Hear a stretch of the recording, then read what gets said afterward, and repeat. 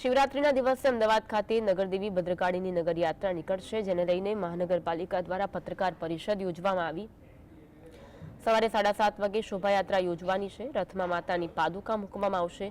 શોભાયાત્રાને લગતી જરૂરી સુવિધા એએમસી દ્વારા આપવામાં આવશે। આ અંગે શશિકાંત તિવારીએ કહ્યું કે અમારા પૂર્વજો કહેતા હતા કે માતાની નગરયાત્રા યોજાતી હતી, પરંતુ કોઈ કારણસર તે બંધ થઈ ગઈ હતી। જો કે હવે 614 વર્ષ પછી પાછી નગરયાત્રા યોજાશે।